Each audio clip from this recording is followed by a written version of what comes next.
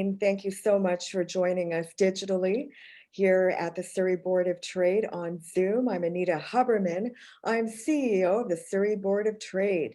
And I just wanted to let you know a little bit about the Surrey Board of Trade, where we support business, bring business into the city. We are Surrey's city building business organization. And we are the only organization that has a pandemic rapid response business center. So if you need anything, please contact the Surrey Board of Trade. Check us out at businessinsurrey.com for not only our contact information, but also a variety of services and resources to help your business or your service organization. We're all in this together, ladies and gentlemen. Now, as you're going to listen to the facilitators of today's digital learning lab, please put your questions in the chat function of the Zoom technology. If you wanted to introduce yourselves to each other as well, feel free to do that. We're still networking even during the pandemic. Put your company name in, your contact information. People can cut and paste or chat with you. But just wanted to underscore the importance of connecting and networking even during this time.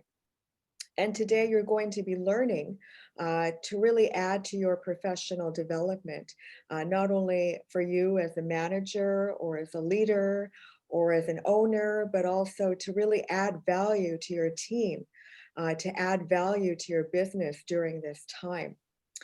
So I just wanted to make sure that you understood the importance of the Surrey Board of Trade to you and the value that we provide. It's my pleasure to introduce your facilitators for this morning. First, Sean Beniston. He is the Senior Client Partner for BDC's Advisory Services.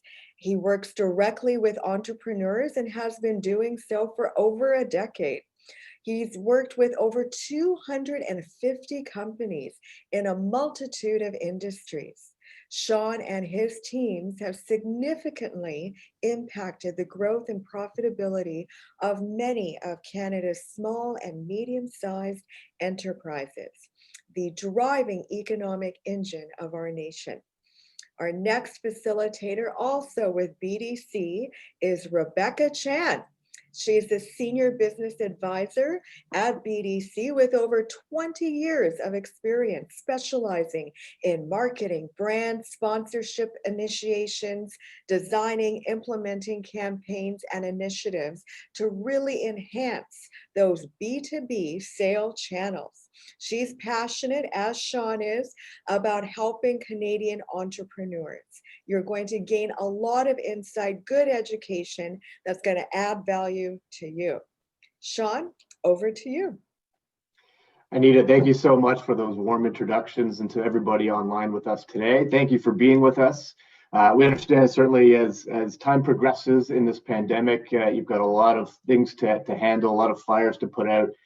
So we appreciate you taking the time to be here with us. The topic of today, as Anita mentioned, is twofold. One, trying to find a way to forge a way forward, how entrepreneurs are handling times in a pandemic, but then more importantly, as it relates to the topic of the Learning Lab today, boosting your online presence, which is an omnipresent topic that's been around in the marketplace for a while, but now exacerbated by the fact that our hands are forced a little bit now with the pandemic and how we're handling that from a distance with our customers. So next slide, Rebecca, please. Just a very brief overview of BDC. There's three major pillars within our bank. One being that we're a financing institution countrywide, focusing exclusively on entrepreneurs. We provide flexible capital arrangements, whether it's raising money through equity or different financing products that are non-traditional to the bank. And then, of course, where Rebecca and I sit, and the over 400 employees across the country in advisory services.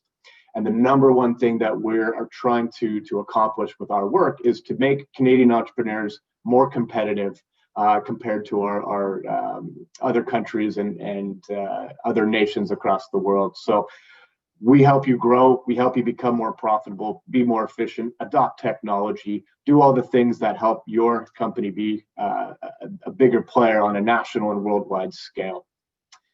So next slide, Rebecca. We've done introductions. Anita, thank you for those introductions. Those were terrific. Not much more to say, but between myself and Rebecca and all the employees at BDC, again, our mission is very clear, to help entrepreneurs get better every day. So our staff is made up of expertise in various functional lines. We've got great financing partners at our bank side of the business. And again, we're all here to help you become a stronger business. So 3 things we want to cover today with our time together is, one, just the overarching question of what has the impact been on SMEs across the nation as it relates to the pandemic. And then quickly shifting into how entrepreneurs are actually adapting their business to the crisis. So we'll look at a few elements there, but then the main event with Rebecca being here and her expertise looking at boosting your online presence. So we'll spend the bulk of the time there, but we want to preference with a few topics of interest based on the pandemic. Okay, so number 1, the impact of the pandemic on the economy and SMEs. And a lot of this is what you'll feel as entrepreneurs and managers of people within businesses. But we've got a few statistics along the lines of to help you shape what's happening out there still today. As it relates to the COVID crisis and statistics we took in June and July, 76% of businesses out there reported a decrease in sales. So no surprises there. What we're fortunate to see is that actually meaning 24% of businesses did not see that, but we know as a result of that proportion that we need to be here to support entrepreneurs, both the Surrey Board of Trade as they are and BDC as well. 45% of all businesses reduced their staff. 76% of all businesses reported a decrease in profits. So that meaning the ability to scale their business down as a result of decreased revenues had a bit of a lag to it. So obviously that hurts profitability of all SMEs. And then as a result of the pandemic and managing cash flow, 39% of all businesses across Canada took on more debt. And you saw some of the programs out there, whether it be through the federal government or facilitated through BDC and other chartered banks. A lot of facilities in terms of loans and available capital out there to entrepreneurs. Question is now, how do you pay that back over time? Been able to recover with that money. Now we need to figure out as businesses, how do we move from the recovery into looking for opportunity? The Canadian economy as it relates to the recovery, it did come back quite quickly after some time, after the uncertainty and the major event of the pandemic set in with entrepreneurs. But what we've been noticing is the pace of that recovery is starting to slow down. And so as the second wave comes about, or new rules in terms of provincial guidelines around how consumers can move around freely, and as people in general doing business and with our families able to work within regular life, but then as well taking our health into consideration. Another part of this as well is our supply chains. So a lot of supply chains, especially if you're in construction or industrials or manufacturing, you were disrupted by the inability to get your raw material into Canada if you were importing, or even if you were buying from domestic suppliers. Their supply chains might have been disrupted, or they're suffering the same challenges as you would be as client facing or wherever you fit in the ecosystem. So we're noticing that the recovery is slowing down. And so, there's different schools of thoughts into when we will come back as an economy. But of course, we wish we had that crystal ball, but we'll have to keep plugging away as a society and as an economy to be able to recover fully as things go forward. Okay, so what we know from the consumer side of things, and this will probably come as no surprise to you, but number 1, consumers are just spending less right now. With uncertainty around their own disposable income and their jobs as things progress and evolve over time. Of course, people are holding on, sitting on their wallets, making sure that they can afford the basics of life right now. So from a consumer perspective, people are a little bit more cautious. But in that proportion that is spending, we've seen a shift and an exacerbated shift over to spending more online.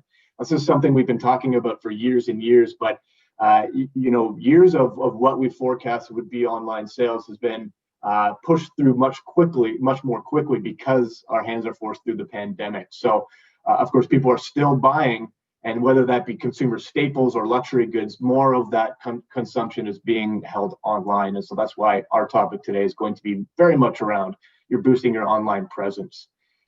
Interesting enough, too, consumers are willing to pay more for local products these days. And so a couple functions in there too. I mean, we mentioned the supply chain disruptions. And so products coming in from overseas are just less available. But then as well, there's also an overarching essence of people wanting to support local economies. So in that, if you're a local producer, some of those marketing perspectives of, we're a local product, we're here in your communities, we're developing jobs, things like that are much more important to consumers these days as well. So an interesting output of what's happened with the pandemic. Then, of course, number 4, health remains a main concern. Of course, that's no surprise at all. We all have to take care of ourselves and our families. And so as consumers are looking at the external environment, they're trying to make sure, how do we keep that intact while still trying to regulate somewhat of a normal lifestyle. Okay, so the second piece of our talk today is how Canadian entrepreneurs are adapting their business to the crisis. So there's 5 elements here that we'll go over quickly before Rebecca comes in with her piece for today. And before number 1, Canadian entrepreneurs are showing ingenuity in adapting to crisis challenges. And so you've seen stories in the news and perhaps in your peer networks and yourselves here online, coming up with new ways and better ways of reaching your consumers. And we've seen a ton of great stories around people's supply chains or their manufacturing facilities being shifted into something that supplies perhaps PPE into our medical communities, or figuring out ways to keep people safe at work and at home and still being able to be productive at work. So there's always an optimism here at BDC as we assess the external environment and talk with our entrepreneurs around people being very creative about staying afloat, recovering, but as well looking at the greater good and how do we help an economy and the people that's in it at the same time. So we're really, really fortunate to see that and very optimistic on that behalf. So those 5 major priorities of Canadian entrepreneurs, starting with number 1, being getting the company's finances in order. So again, no surprise to you that as a pandemic hit, you really had to focus on how you're going to manage your finances, more specifically your cash flow, because cash is what keeps the lights on, pays your rent, and what pays your employees. And so what we found through our studies that 39% of entrepreneurs will prioritize financial recovery. In our opinion, we're a little bit past that initial shock within the market. And so we wanted that to be a little bit higher, because that's number 1. We need to talk about survivability. Now, if you've moved past that in terms of the evolution of how you're reacting to the pandemic and you're comfortable in that, that's great. But if you haven't looked at that, we know that that's going to be a number 1 driving force of being sustainable for now in terms of planning how you survive today and move forward in terms of forecasting your cash flows to be able to expand on employees and engagement and marketing and so forth as you come out of the recovery and start to look for opportunity. 4 actions here that you can easily take. Number 1, reducing operating costs. You understand that. We're not going to go into detail on that. But number 2, and especially as an accountant myself, improving your cash flow management. So if you're not right now forecasting your cash flows on perhaps a weekly or bi-weekly or monthly basis at this point, you're missing the opportunity to sleep better at night. Trust me, when you have a better sort of outlook on where your cash inflows or outflows are going to be, you're going to be able to make better decisions based on that alone. The forecasting isn't an exact science. It takes time to understand what's happening within your cash in and outflows. But as you do this activity more so over time, you get more comfortable with it and can be a little bit more pinpoint accurate. And again, helping you make really good decisions going forward about what you can afford, what you can invest into, and maybe perhaps where you have to scale down based on what you think is going to happen on the revenue and cash flow generation side. Reducing debt might not be an option at this point, but being a little bit more leverage flexible will help you as you come out of the pandemic. And as well, setting up a contingency fund. We say this to our kids, we tell this to adults in terms of their personal finances. It's no different when it comes to your business. And some of you today might actually think, you know what, we need to start thinking about a contingency fund just in case another shock in the market happens, whether that be in the next few years or 10 years down the road. We understand how having a bit of a war chest actually helps you through positions like this. Number 2, taking advantage of technology. So 40% of entrepreneurs intended to invest more in technology over the next 3 years.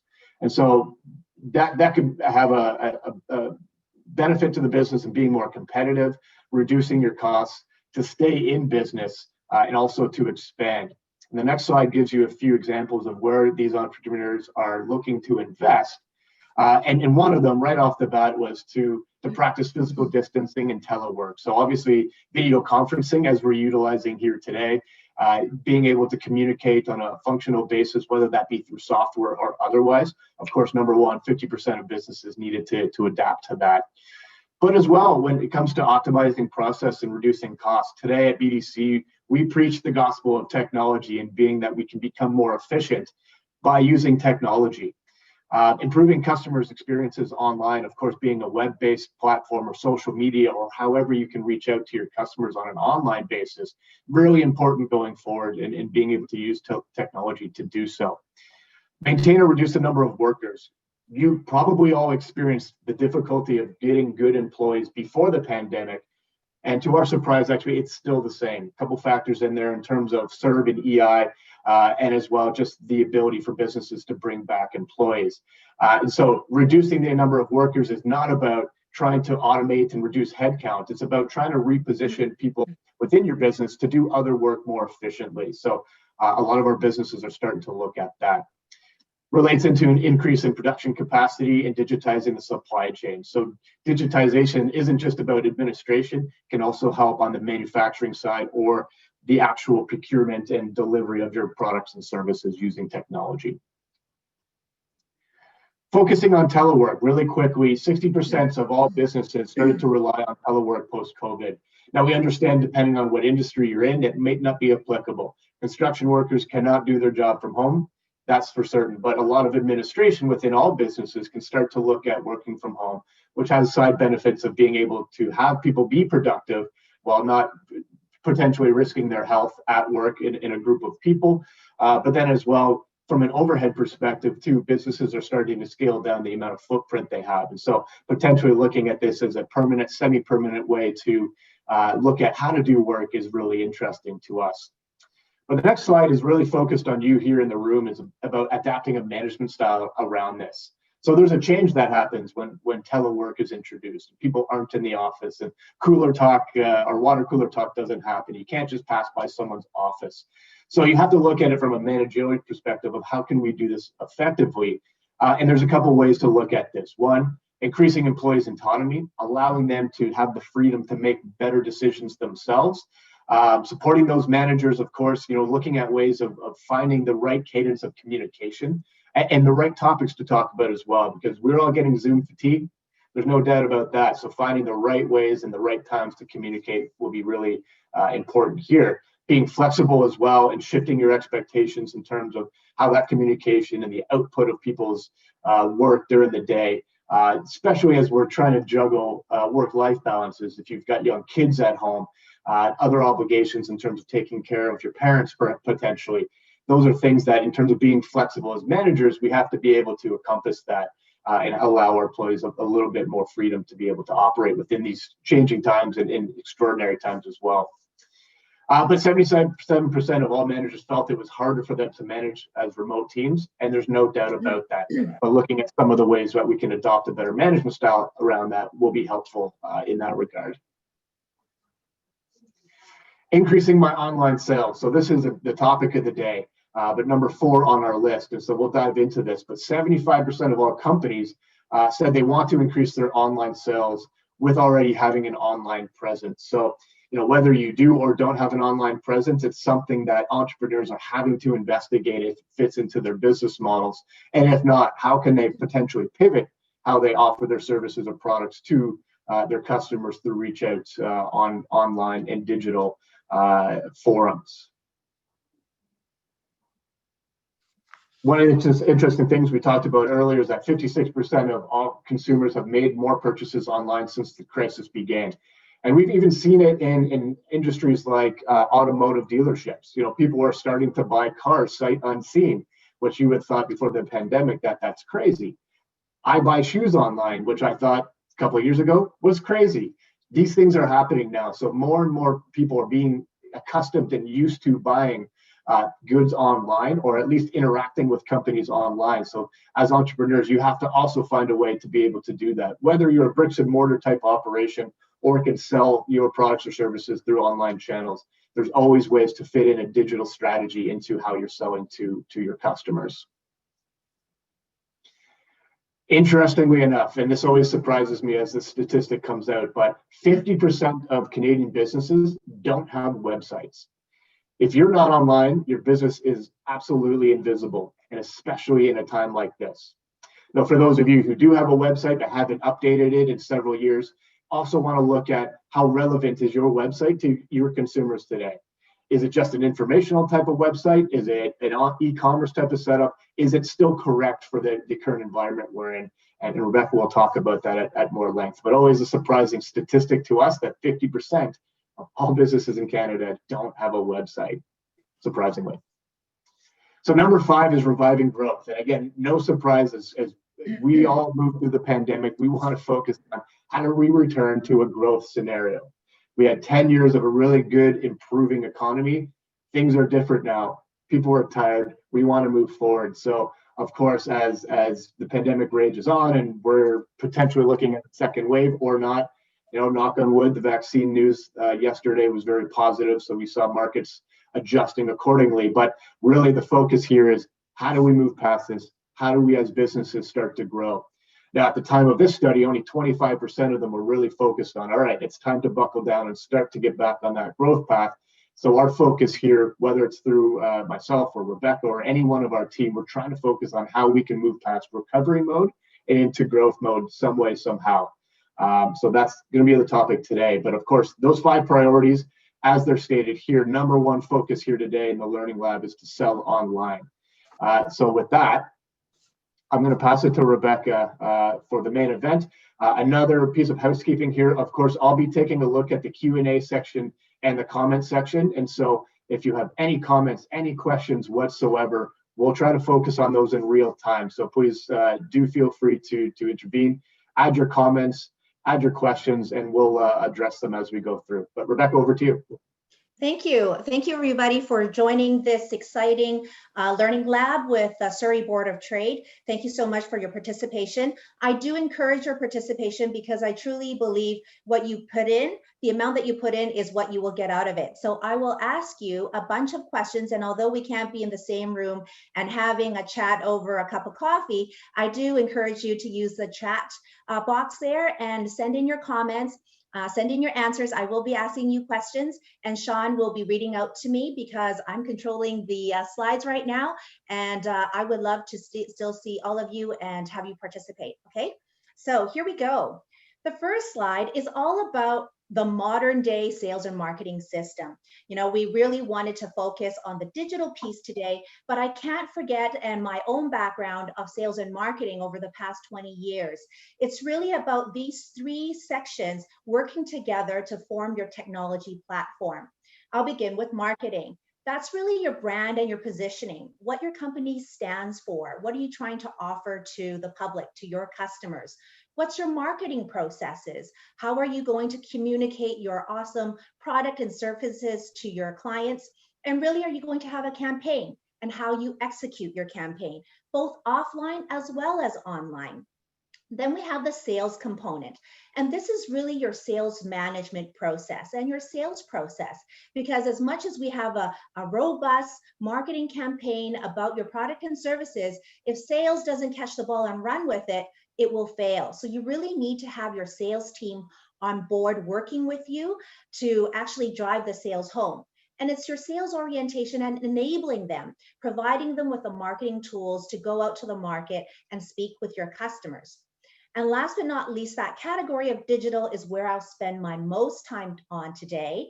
And really there's 3 key components. Social is your social media, your social networks. SEO, search engine optimization. How can we optimize your brand online so that when people look up, oh, I'm interested in tool supplies or metalwork, or perhaps it's lending or loans, that your company will pop up. And then, of course, the third piece is your website user experience. I can't stress enough the importance of your website in this day and age. And we'll go through some of the tactics, and we'll even go through an e-commerce building model canvas for you so that it will help you build that 1-page plan for your e-commerce site if that's what you choose to do. Okay, so the big question is, how do you determine online presence? I just talked about, having your own website, you have your social media, you have an e-commerce website, but all these other things also add to your online presence. For instance, online search was one. How about on mobile? That your website is actually optimized on your mobile devices as well. Your online marketplace, not just your own e-commerce website, but perhaps you want to sell on eBay or Amazon or Etsy, wherever it makes sense to.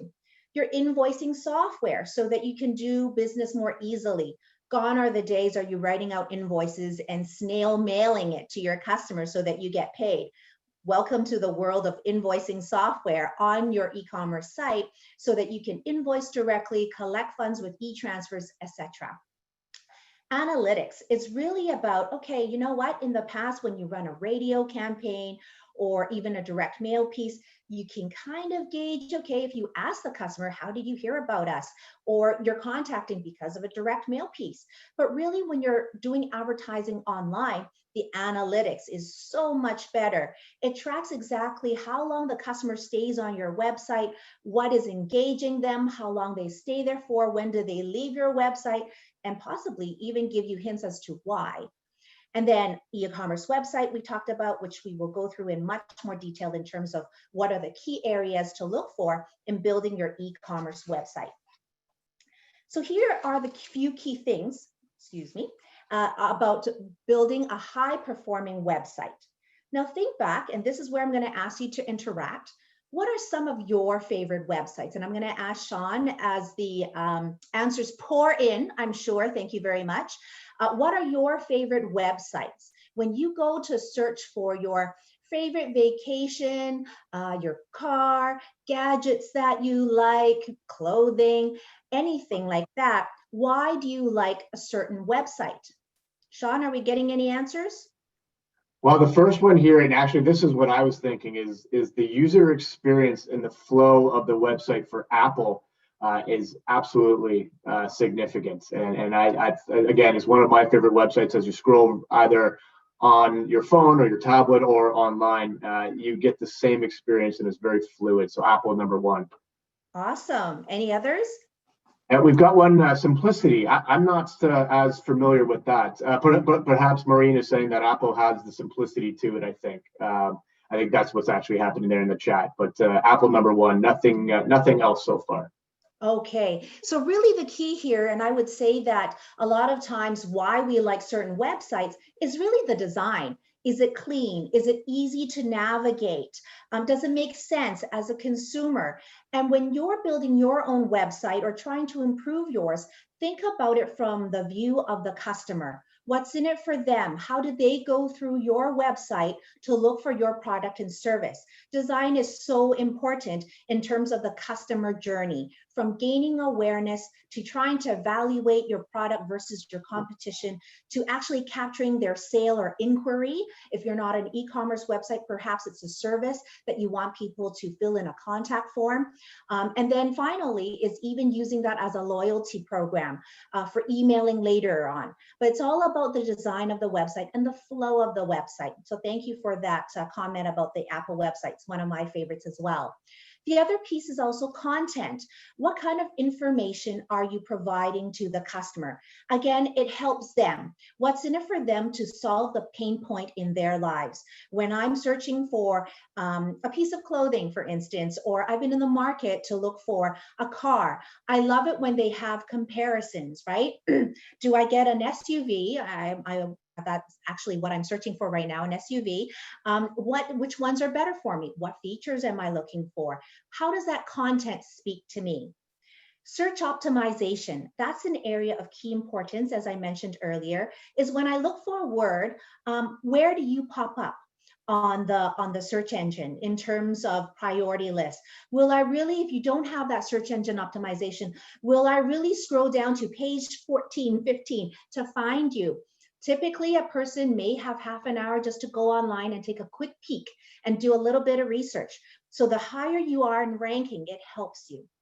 And then last but not least is that communication tool is perhaps if it makes sense for some of your businesses. And I did have a chance to take a look at some of your websites for those of you who had registered early. Some of you did have a chat box in there as well, so that if you do have a question coming in, you don't have to wait for the client to pick up the phone and call you, or even for that contact form. You have a live chat box there. It goes to one of your sales reps' phone as a text message, and they'll see it right away. Even just a quick thank you for commenting or for your question. I'll get back to you within half an hour or whatever the case may be. But it helps you engage with your customers so much faster. The next bit is about how do you attract new customers? And we talked about having social media. And I'm going to go off script a little bit here because there's really 3 key areas of digital marketing. We talked about our own website being your own media. Now we're talking about also social media where it could be paid, and you're also doing online ads as a paid paid way of having media posted. And so it ties back in so people can click through back to your own website, but also email newsletters as well as an ongoing way of communication, so that you also have earned media where other people start talking about you. Maybe it's word of mouth. And on social media, you have that earn section as well, where a friend likes you, but they actually share it with a whole bunch of others. So really it's the new way of doing the old-fashioned word of mouth, right? So that's the earned media. So we have owned media, paid media, and earned media. And the other thing that I want to focus on is really about measuring the campaign successes and also areas of improvement, and take small steps. So for instance, back in the day when you have to do a print ad, for instance, one and done, you do your graphics, you submit it to the paper, they print it, that's it. You actually don't know if it really worked, depending on how many people contact you. But in the age of digital, you can actually have a version A and version B by promoting exactly the same product, but you're testing out the messaging or perhaps the layout of it. And you have it rotating when you're doing your ads. And when you see a higher number of click-throughs on that ad and hitting your website, you'll know which format or what kind of phrases your customers are looking for that resonates with them. And check it regularly, but make these small incremental changes and be very focused in your improvement of your advertising. It's a very iterative process, even for your website. So you make changes to improve time and time again. And then this is the part where I really wanted to talk about the e-commerce. And some of you, it doesn't make sense to have an e-commerce website per se, but certainly I think that you can consider how to build one, right? And the certain thought process of how to build one. So here I'm going to open the chat box again. Can you name a few things that need to be considered when building an e-commerce website? So I gave away the hint once, is the transaction or the invoicing component of it. What's another one? Tell me, Sean, if I'm getting some responses. Nothing quite yet, Rebecca. Nothing quite yet? Okay, well, I guess I'm going to have to reveal a few things that we should consider is product and pricing, right? What are you offering online and how much it costs? What's the fulfillment process and the partners? How about your customer service and loyalty? How are you going to have your own purchasing, so your supply chain for your online business, and the inventory management of it, the accounting and forecasting of how much you have to sell to make it make sense for your e-commerce website. The technology that you're going to use. Are you going to use Shopify? Are you going to have your own build in your infrastructure? How are you going to generate leads? What I had talked about again, right? Are you going to promote through social media or online marketplace? How are you going to generate those leads coming into your e-commerce website? This is one of my favorite model canvases, and you can apply this to your overall business. But in this instance, I really wanted to focus on how to build your e-commerce website. So I'll go through this one by one. And for those of you who are considering building your own e-commerce website, we've passed along these slides over to Surrey Board of Trade, and they will be sending a copy to you after the presentation. So you can have that at hand, and definitely please use it as your guideline and template to build your own e-commerce plan on a page. The first section is your customer segments. So you have to think about, who are you trying to target, right? Are you in the business to target other businesses, B2B? Or are you in a business to target consumers? I think on the registration list, there's some of you who target, like a consulting service, or perhaps you're targeting as a life coach, etc. So B2C is also very important, or clothing, retail outlets, etc. So who are your most valuable customers as well? And here you can actually gauge, perhaps it's a B2B customer, and certain B2B customers, they buy larger orders because your clients are larger organizations.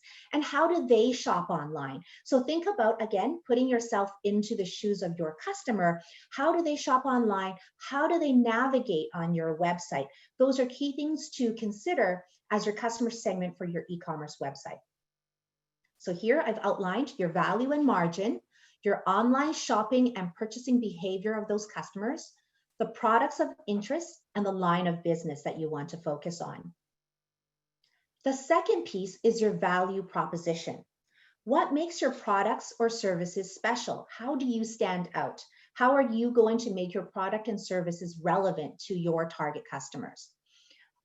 What is their content that they're looking for, and what's going to be their shopping experience, and really highlighting what's so unique about your customer, right? I'm going to play devil's advocate. Why you? Why not your competition? Make yourself stand out. So here I've indicated understanding your product and services and the benefits. That's a key thing.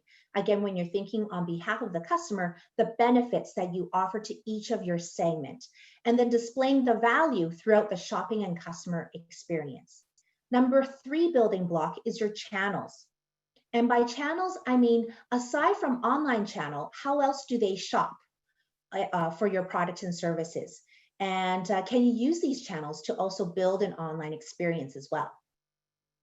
So here for number 3, the possibilities could be Amazon. So aside from your own e-commerce, knowing that Amazon also has a captured audience and a larger customer database, perhaps you also want to sell your product on Amazon. Perhaps it's on your Facebook online media marketplaces, your own e-commerce platform, as I mentioned, and just search, right? Just so that when people look for your information, you pop up on their internet and search engine. The next area is customer relationships. What does that mean? What digital marketing tactics will you use to drive customers to your new e-commerce website? How are you promoting your website? How are you building that customer relationship? Just like when you're expecting your customers to walk in your brick and mortar stores to engage in conversation with your sales rep, in this case, well, how do you get them to your door on your virtual door of your e-commerce website? What online tools will you use for customer service? And that's what I was suggesting about the chat box, the live chat on your website. That actually is not very expensive at all and works very effectively because it engages the customer right away. Another area is revenue streams. What do I mean by that? Right? In addition to your new e-commerce website, what other revenue streams can you build online? And it could be Rakuten. We talked about Amazon already, and also other B2B sites. Perhaps you have strategic alliance partners that you want to cross-sell and cross-promote to each other as well. Number 6 building block is key resources. And what do you have to ask yourself? What new resources are required to run an online business?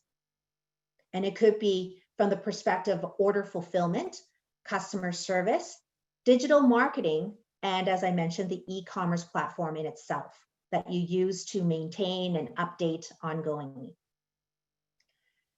Key activities, number 7, the building block. What new processes will I need to add, and what existing business processes will change?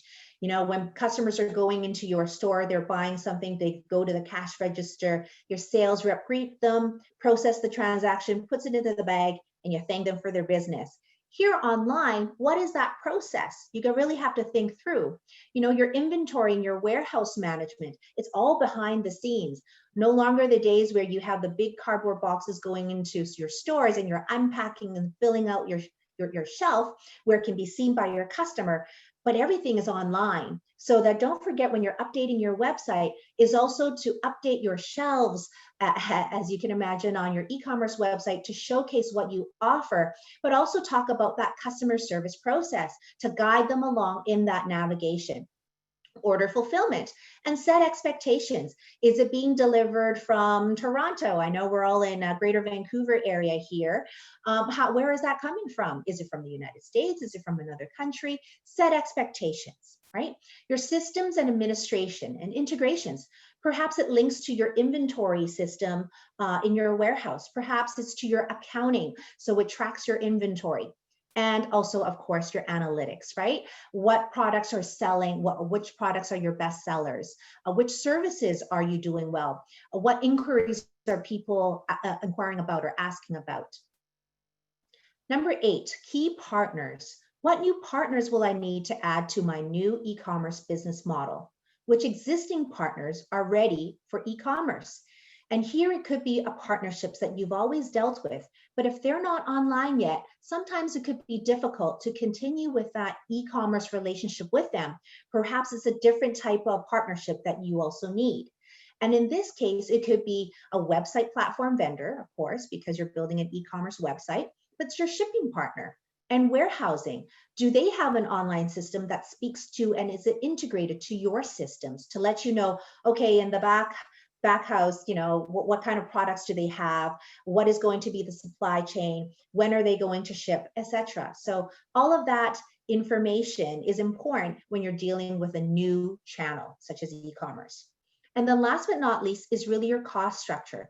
Just as the bottom, we have revenue on one side, it's always important, this is the accounting background in me, is the cost structure itself as well. With new partners, resources, and process, what will be my new business expenses? And they could be fulfillment staff or shipping fees, right? Cost of running a website and platform license fees, other transactional fees that you need to be aware of when doing business online. So these are the key 9 blocks for the business model canvas specifically for e-commerce. And I find that it's one of my favorite plan on a page, if you will. And of course, you can fill in more details depending on your business, whether you're selling product or services. But these are some of the key takeaways that I want to leave with you. First of all, just to recap, is really consider your go-to-market strategy. Are you using your website as a digital brochure? So it's more informational, more of a contact for them to reach out to you so that you can follow up with them. Or are you going to moving your transactions all online so that you actually have a full-fledged e-commerce website? The next one is, what do you want to sell? Is it a product? Is it a service? And how do you scale? And so even in the background, although it may be seamless to the consumer, as an entrepreneur, you'll need to consider all of that inventory, the management, the shipping, etc. The next bit is, what's the right technology for you? Do you need a simple website that can do simple transactions, or is it fairly complex and requires customization?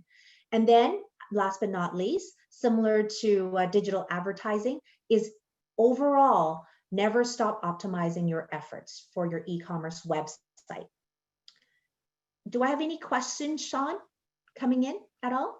No, not quite yet, but why don't we open the floor for questions? And there's a few more slides, and maybe there's a little bit of a summary that I can provide as well. And as questions do come in, we'll interrupt what we're saying to address them. And Rebecca, thank you. I mean, I think it's something that you and I work with our clients quite often, and these are the frameworks in which we work in. And you can see that obviously in a time like this pandemic, where we didn't see it coming, we've had to address and figure out a way to do better business despite of it. And one of the things I'll say is that as much as we need to quickly and rapidly move to these new frameworks, as what Rebecca was saying, there's more integrated, and just instead of setting up a site and letting it all come in. It's not a field of dreams type scenario where there's other considerations you have to make. And as you do pivot and use more digital marketing or use an e-commerce type of platform or different ways to reach out to your customers, always consider the implications downstream within your business and how that's going to affect how the overall organization is going to work. And so the business model canvas that Rebecca showed, and again, you'll have the template to do your own, is a really, really great way to look at a few things in there. We saw, number one, obviously your customers are engaged there. Number two, which in my opinion is the most crucial part of it, is your value proposition. What makes you special to your customers? Why do they buy from you? So that centerpiece of the business model canvas, as you saw, to me is like the spine in the human anatomy, and all the other pieces help to make that work.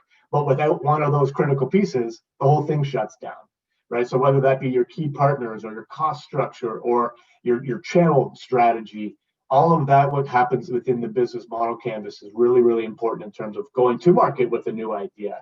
So that if you do go to market with a new idea, you can remain profitable and also sort of work within the overall framework of what makes your business successful. And we don't want to disrupt what makes it special, but you want to add in new elements of going to market. So all those things need to be considered.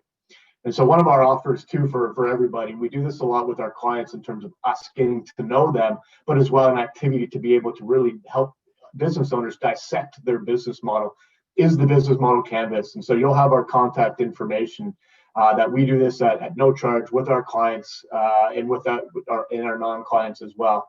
But overall, as we still look at some questions here coming in, if anybody has any questions about any topic whatsoever, including what we talked about today, feel free to add in. But look, at the end of the day, our advisory practice is here to serve that purpose we mentioned earlier. It's to make Canadian entrepreneurs more competitive.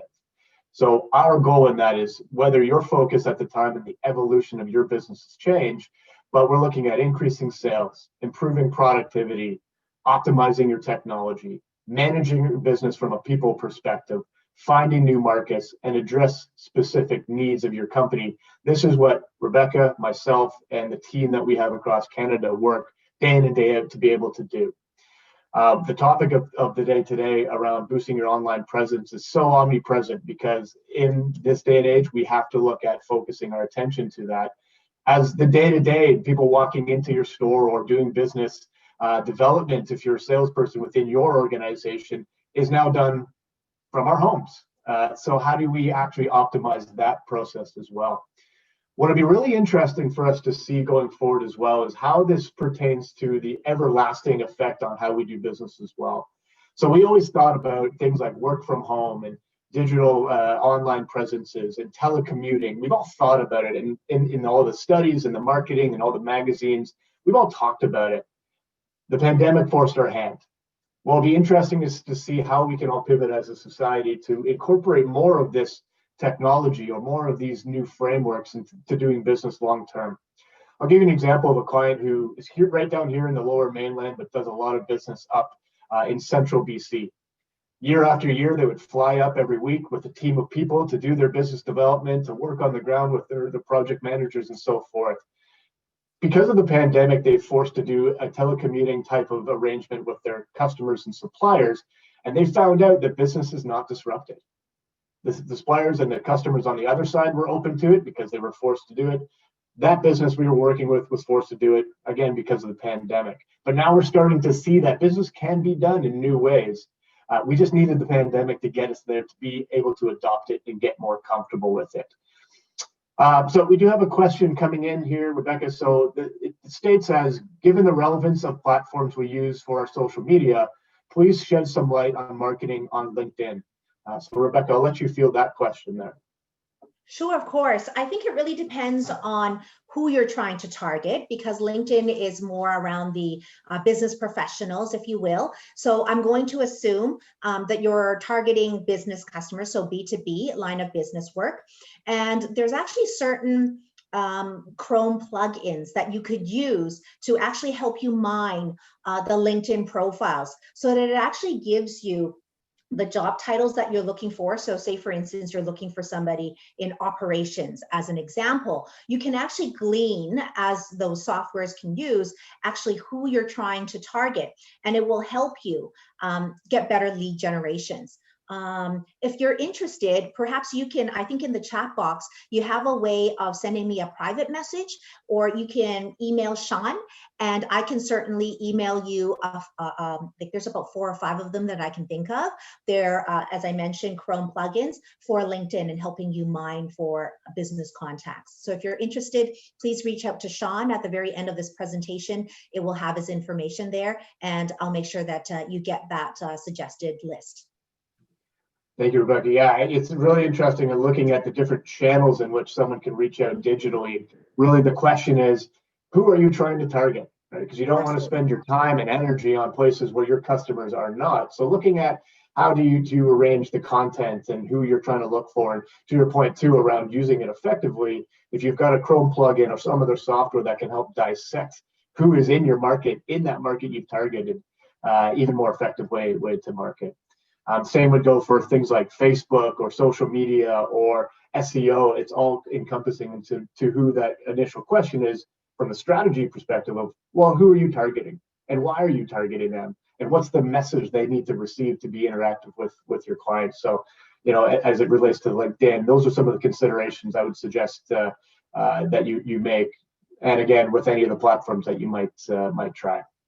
I would also include, especially targeting B2B clients, is that, you know, depending on the line of work, I think it would be difficult from B2C, but even then there's ways around it, is to position yourselves as a trusted advisor. So it's not a transactional relationship, so that they are still comfortable coming to your website for information.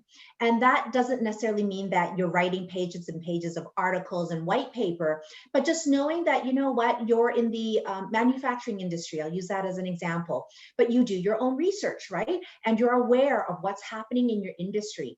And if you start linking those articles to your website with, of course, proper references to where you got them from, it shows that, you know what, you're staying on top of your industry. You recognize the trends and you're providing information and you're helping educating your customers. People will be more inclined to turn to you when they are actually looking to buy a product or service from you, just so that you're viewed as the trusted advisor. Yeah, great point, Rebecca. We've seen some excellent examples of that with larger companies, and even that from my network here in the Lower Mainland. And really good example of that is one business we had. One of their value propositions, aside from the product and service they offer, is they focus on the environment. So they use their LinkedIn platform to start to talk and engage with other environmental like-minded people, and from an educational standpoint, to get that message out. The call to action was not buy my services. Hey, this is why my service is really valuable for the economy. So again, looking at the channel and the message and being able to utilize that well is really important, whether it's B2B, B2C, or even connecting with your network. So great question around LinkedIn and the consideration around all the channels that any of you on the call might investigate in terms of your digital presence. So we've got a few more minutes. We'll wait to see if any other questions come in. But Rebecca, if you want to just advance the slides so we can see the content here. So what's really interesting about BDC is that we have the relationship with the federal government in that we're a crown corporation.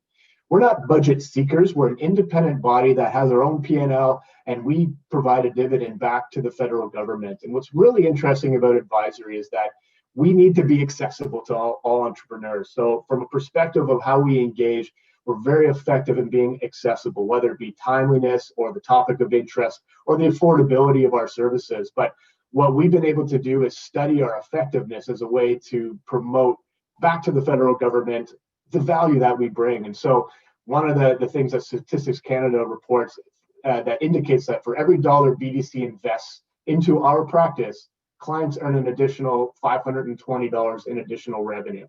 So to context that, it just means that the money that we're investing into our service, which is a significant amount every year, from the lens of being able to help companies grow, which the benefits of that are stronger economy, increase in GDP, better employment numbers, and so forth. And so this is our focus of what we try to accomplish every day. So we know as well that as we study the effectiveness of our services, that clients have a higher 5-year average growth than other businesses who do not engage with our services.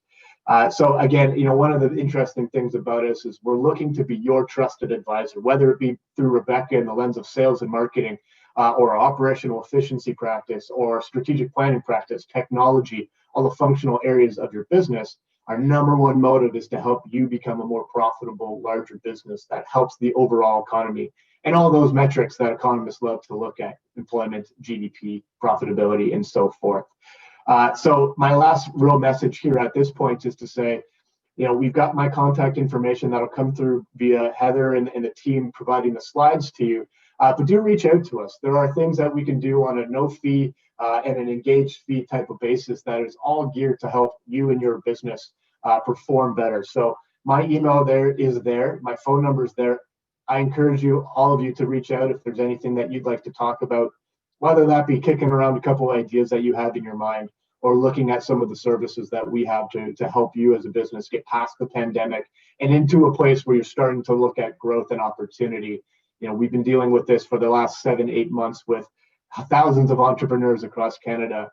We want to impart that knowledge onto you as well if you're interested. So please, again, do reach out. And we don't have any more questions. So Heather, Anita, maybe I'll pass it back to you for final words if you have any. And again, reach out to us here at BDC at any time. We'll be happy to have that conversation to engage with you. Thank you so much, Sean and Rebecca, for being here with us today and sharing your insights. We will be sending out the slides as well as the recording and the contact information for both Sean and Rebecca, so you can reach out to them. We have many more sessions like these coming up, so be sure to check our website, businessinsurrey.com. And with that, make it a great business day, everyone.